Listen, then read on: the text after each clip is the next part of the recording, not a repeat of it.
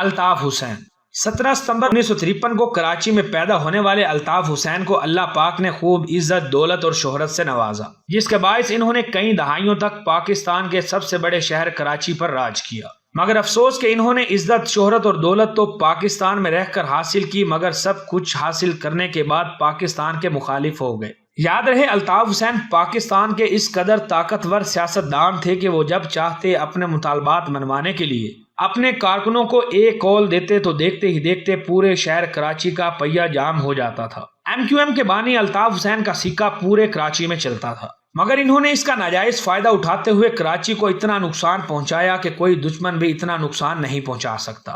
ہر حکومت کا حصہ رہنے والے الطاف حسین کا عروج جب اختتام کو پہنچا تو انہوں نے پاکستان کے خلاف ہی بیانات دینا شروع کر دیے۔ ان کے ایسا کرنے پر ان کے بہت سے چاہنے والے ان کے خلاف ہوئے تو ناقابل یقین طور پر انہوں نے بھارت سے مدد کی درخواست کی، جس کے بعد ان پر پاکستان حکومت کی جانب سے پابندیاں لگا دی گئیں، مگر یہ پاکستان سے برطانیہ بھاگ جانے میں کامیاب ہو گئے۔ بس پھر کیا تھا، ایک لمبے عرصے تک برطانیہ میں بیٹھ کر کراچی اور پورے پاکستان میں بھارت کے کہنے پر دہشت گردی کرواتے رہے۔ آج بھی یہ برطانیہ میں بیٹھ کر پاکستان مخالف ایجنڈے پر کام کر رہے ہیں۔ ماروی سرمد، میرا جسم میری مرضی کا نعرہ لگانے والی ماروی سرمد کا نام تو آپ نے ضرور سن رکھا ہوگا۔ یہ وہی ماروی سرمد ہے جس نے خواتین کے حقوق کے نام پر میرا جسم میری مرضی کا نعرہ بلند کر کے پاکستان کے اسلامی معاشرے میں بے حیائی پھیلانے اور اس بے حیائی کو عروج پر پہنچانے کے لیے مغربی ایجنڈے پر مسلسل کام کیا۔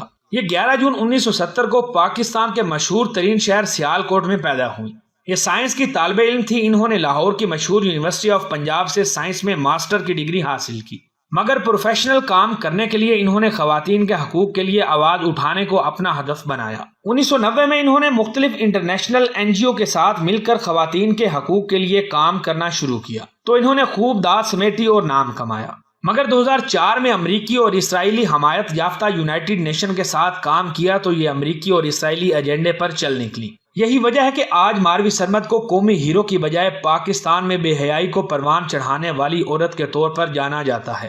حیران کر دینے والی بات یہ ہے کہ ماروی سرمد کو آج پاکستان اچھا نہیں لگتا، تبھی تو یہ برطانیہ میں رہائش اختیار کر چکی ہیں اور وہیں رہتے ہوئے پاکستان کے معاشرے میں بے حیائی کو فروغ دے رہی ہیں۔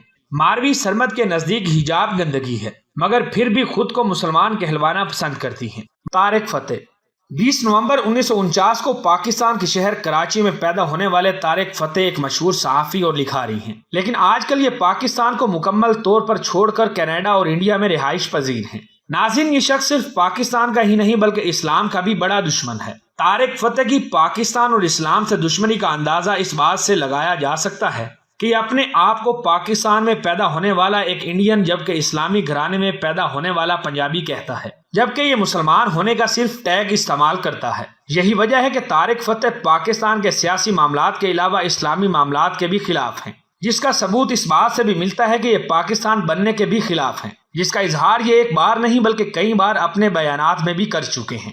انہوں نے 1970 میں کراچی سے رپورٹر کے طور پر کام کا آغاز کیا اور پھر ترقی کر کے صحافی بن گئے، مگر پاکستان اور اسلام مخالف ہونے کی وجہ سے 1970 میں جنرل ضیاء الحق نے ان کی صحافت پر پابندی لگا دی۔ اس کے بعد یہ پاکستان کو چھوڑ کر پہلے سعودی عرب رہتے رہے اور پھر 1987 میں کینیڈا چلے گئے، جہاں جا کر یہ کھل کر پاکستان اور اسلام کے خلاف بولتے اور لکھتے رہے۔ چند سال پہلے یہ بھارت گئے تو انہوں نے بھارت میں ٹیلی ویژن پر بیٹھ کر ہندوؤں کے ساتھ مل کر مسلمانوں کے خلاف پروپیگنڈا کیا۔